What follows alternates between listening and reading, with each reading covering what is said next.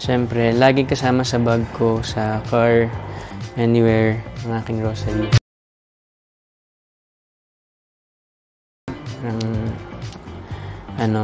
Pagka sobrang down, ganyan, dito talaga ako makapit. And a few moments later. Kaya ang pagdarasal ng Iglesia Katolika gamit ang rosaryo ay mula po sa mga pagano,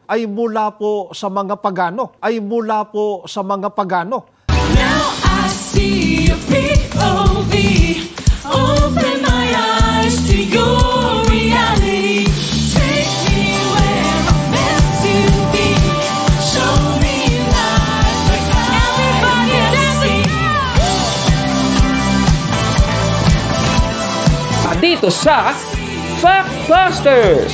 Sa puntong ito ng ating programa, kung hindi ka pa nakasubscribe, pakiclick po ng subscribe button at ang notification bell para updated po tayo sa ating mga susunod na videos. Kaya, let's go at simulan na natin!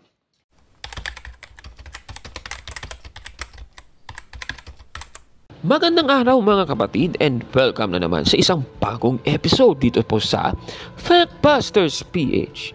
Pamasahin natin ang Efeso 6:18. Ganito po ang nakasulat.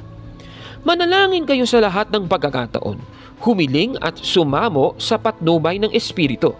Lagi kayong maging handa at patuloy na ipanalangin ang lahat ng hinirang ng Diyos na pakaliwanag. Dapat magdasal tayo sa lahat ng pagkakataon, mga kapatid. At isa po sa mga paraan ng pagkakatoliko para magdasal ay sa pamamagitan ng rosaryo, mga kababayan, na siya ring nakasulat sa aklat na may Catholic Faith ni Most Reverend Louis Laravuair-Moro, page 398. Ganito po ang nakasulat. Ang rosaryo ay isang makapangyarihang dasal para makamit ang grasya ng Diyos sa pamamagitan ng intercession kay Blessed Virgin. Ayon sa encyclical letter ni Pope John XXIII noong 1959 tungkol sa rosaryo, ang rosaryo ay isang epektibong pamamaraan ng dasal at pagninilay. So napakaliwanag, ang rosaryo ay ginagamit sa dasal ng mga Katoliko. Ginagamit din po ang rosaryo para sa ating proteksyon, mga kababayan, na siyang nakasulat din sa page 385 ng binasa nating aklat kanina. May Catholic Faith ni Most Reverend Louis Laravuair-Moro, ganito ang nakasulat. Kung ikaw ay nasa panganib, sakit, sakuna o temptasyon, ang paggamit ng sakramental ay may malaking benepisyo. Kada Katoliko dapat ay magmay-ari ng banal na rosaryo at gamitin ito. Napakaliwanag ng nabasa natin, ginagamit pong rosaryo para sa proteksyon ng mga Katoliko, mga kababayan. At isa nga sa mga Katoliko na gumagamit talaga ng rosaryo ay ang ilan sa mga dating Pinoy Big Brother housemates, mga kapatid. Nung nakaraang PBB season, yung PBB Collab Edition, ay dalawa po sa mga naging housemates ni Kuya ay talagang ginagamit ang rosaryo. Isa na nga dito ay si Will Ashley, isang Filipino actor. Nasungkit nga ni Will Ashley ang second big placer sa nasabing patimpalak, mga kapatid. At sa isang video, inamin po ni Will Ashley na palagi siyang may baong rosaryo. Ito, panoorin natin. siyempre, laging kasama sa bag ko, sa car, anywhere, ang aking rosary.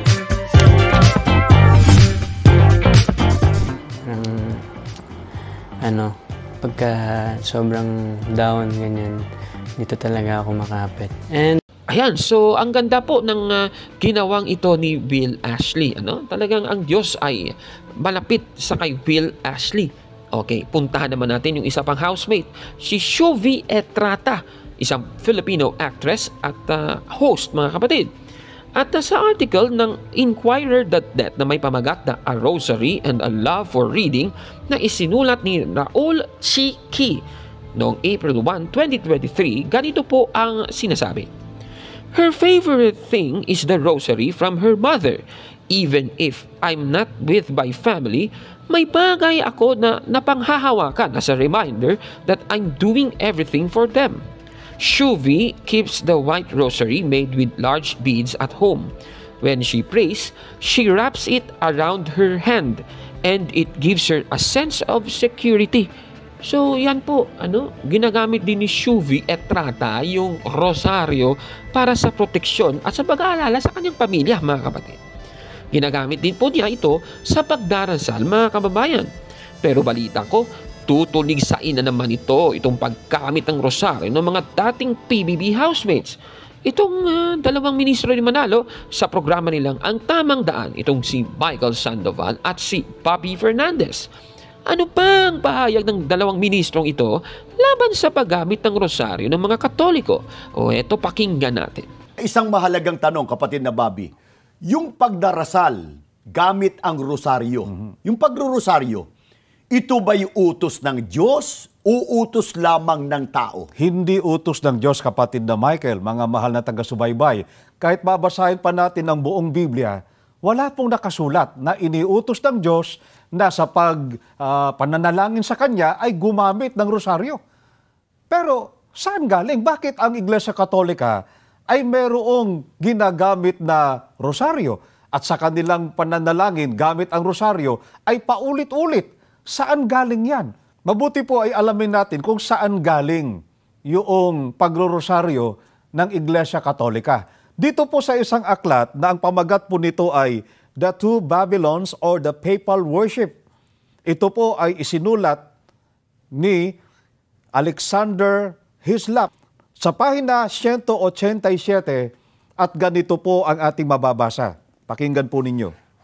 Ang rosaryo at ang pagsamba sa banal na puso, Sagrada Corazon, nalalaman ng bawat isa kung paanong ganap na Romanista ang paggamit ng rosaryo at kung paanong ang mga deboto ng Roma ay parang makinang umuusal ng kanilang mga dasal sa pamamagitan ng mga butil. Ang rosaryo, gayon paman, ay hindi likha ng kapapahan. Ito ay napakatagal na at halos laganap na matatagpuan sa mga bansang pagano. Ang rosaryo ay ginamit bilang isang banal na kasangkapan ng mga unang Mexicano. Ito ay karaniwang ginamit ng mga Brahmin ng Hindustan at sa mga banal na aklat ng mga Hindu ay binabanggit itong paulit-ulit. Kaya ang pagdarasal ng Iglesia Katolika gamit ang rosaryo ay mula po sa mga pagano. Ito anya ay napakatagal nang ginamit sa mga bansang pagano. Mga pagano sa Roma, mga paganong Mexicano, at maging ang mga Brahmin ng Hindustan, kapatid na Michael. At pagka sinabing pagano, yan ang tinatawag na antithesis ng Kristyanismo. Ayan, so ayon po sa dalawang ministrong ito, ang rosaryo daw ay galing sa mga pagano at para patunayan ang kanilang claim ay binasa nila yung aklat na The Two Babylons of the Papal Worship ni Reverend Alexander Hislop. At hawak-hawak pa ni Bobby Fernandez yan. Ito po yung nakasulat daw sa nasabing aklat. Nakikita nyo po sa screen. At mula dito, ang kanilang conclusion ay itong rosaryong ito ay galing daw sa mga pagano. Tama ba ito, mga kababayan? Sige, let's investigate, mga kapatid. Ayan, nakikita po ninyo, nandyan po, yan talaga ang kanilang pinasa, mga kababayan.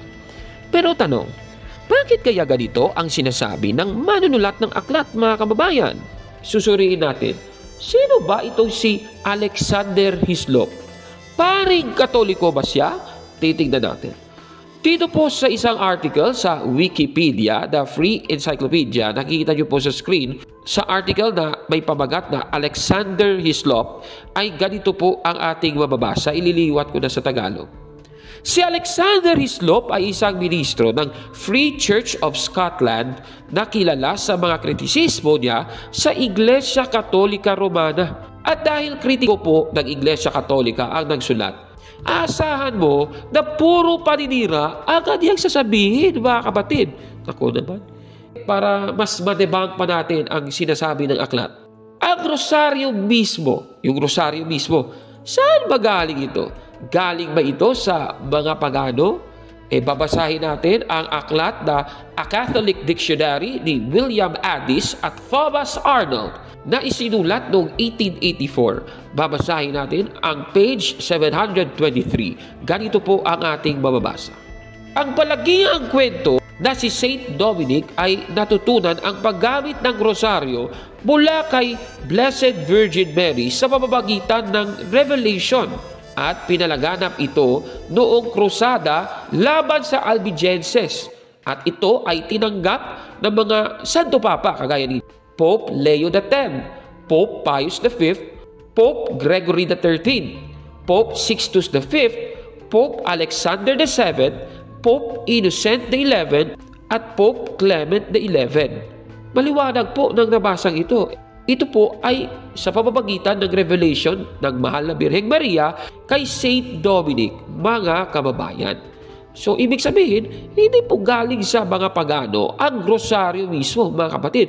Kahit na meron na talagang paggamit ng mga butil para maalala ang dasal. At yan po ang mababasa rin sa aklat sa page 722. Ganito po ang sabi. Ang paggamit ng mga butil para maalala ang dasal ng ilang beses ay hindi talaga nagmula sa Kristiyano. Ngunit matagal na itong umiiral sa iglesia. Klarong-klaro ng ating nabasa. Ibig sabihin, kahit na may mga instrumento na para sa pagdasal noon na may mga butil na umiiral na ganoon, ang rosaryo po ay nagsimula sa panahon ni Saint Dominic, mga kababayan. Kaya sa sinasabing ito ng mga ministro ito, Kaya ang pagdarasal ng Iglesia Katolika gamit ang rosaryo ay mula po sa mga pagano. Busted, yan ako naman. Kaya tama po. Kaya ito pong si Bill Ashley at si Shuvi Etrata, sinunod lang nila ang nakasulat sa Biblia sa Efeso 6:18 na dapat po'y manalangin sa lahat ng pagkakataon, mga kababayan. Ano po masasabi ninyo sa ating episode ngayon? Comment down below, mga kapatid. At kung like mo ang video na ito, smash ang like button at mag-subscribe sa ating YouTube channel, Factbusters PH kaya. Huwag maniwala sa sabi-sabi. I-check mo na kung fact nga talaga. Hanggang sa susunod na episode, ako po si Caborno. At ito ang Factbusters! Mga kapatid, magandang araw po at kapayapaan ay maghari sa ating isipan at sa ating puso. At follow and subscribe, Factbuster PH at The Beloved Catholic sa Facebook page ni Caburnok. At abangan nyo si Caburnok, no? Dahil marami siyang i-reveal na mga maling aral at matutuhanan natin ang katotohanan. Dahil ang katotohanan ay magbigay sa atin ng tunay na kalayaan. God bless! I am Catholic. I